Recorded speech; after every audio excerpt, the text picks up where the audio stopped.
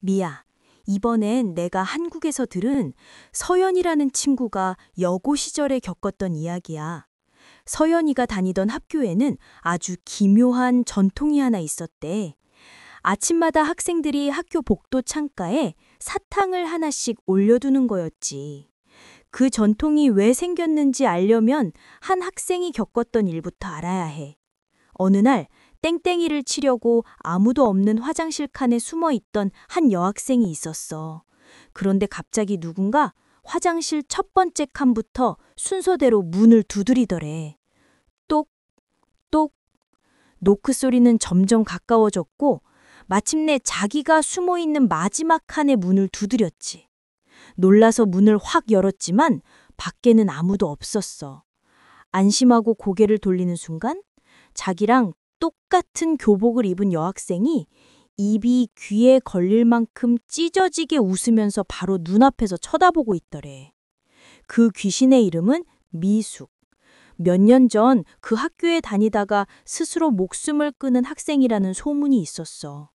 그 후로 학교의 낡은 건물인 구관에서 계속 목격되었는데 학생들이 미숙이가 좋아했던 사탕을 복도에 두기 시작하자 더는 나타나지 않았다는 거야. 물론 서연이는 그냥 괴담이라고 생각했지. 그러던 어느 야자 시간, 너무 졸려서 화장실로 세수를 하러 갔어. 머리카락이 흘러내려서 한 손으로 머리를 잡고 세수를 하는데 갑자기 누군가 등 뒤에서 자기 머리를 대신 잡아주더래. 친구인 줄 알고 고맙다고 말하며 마저 세수를 했지. 그런데 머리를 잡아준 그 손이 머리카락을 한 올 한 올 빗질하듯이 스르륵 쓸어내리는 거야. 그 손길이 너무 차갑고 기이해서 서연이는 소름이 돋아 벌떡 일어났어. 바로 그때 친구 수민이가 화장실에 들어왔어. 서연이가 방금 네가 머리 잡아준 거 아니냐고 묻자 수민이는 자기는 방금 왔다며 어리둥절해했지.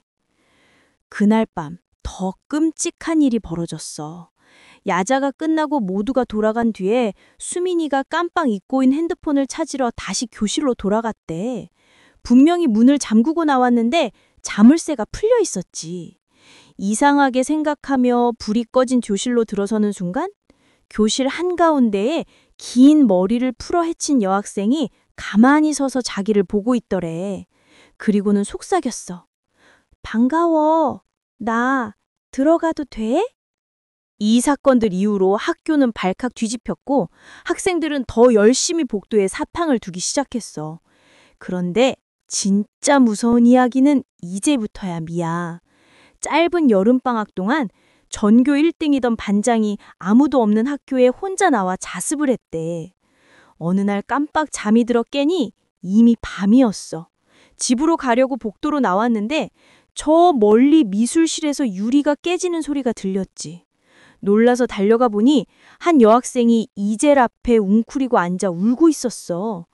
괜찮냐고 물으며 다가가는데 이젤 위에 놓인 그림이 눈에 들어왔대. 그건 방금 전까지 울고 있던 바로 그 여학생의 초상화였어.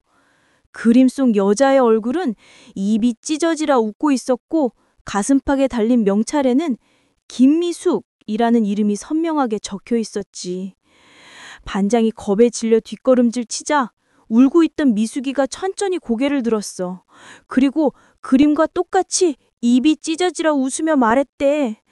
나랑 놀자. 그 순간 반장은 미친 듯이 도망치기 시작했어. 그런데 미야, 아무리 달려도 복도가 끝없이 이어지는 거야. 등 뒤에서는 미숙이가 꼭꼭 숨어라 머리카락 보일라 노래를 부르면서 따라오는 소리가 들렸고 그 소리는 점점 가까워졌지. 마침내 막다른 길에 다다랐을 때 미숙이가 바로 등 뒤에서 속삭였어. 찾았다. 결국 반장은 그 충격으로 한동안 학교에 나오지 못했다. 나중에 교감 선생님을 통해 모든 진실이 밝혀졌지. 미숙이는 사실 자살한 게 아니었어.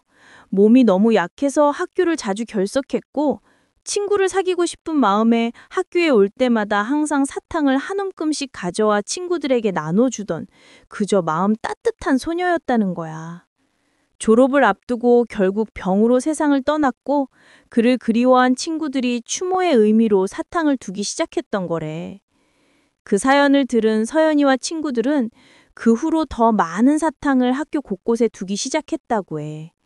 친구가 너무나도 그리웠던 미숙이의 외로운 마음을 달래주기 위해서 말이야.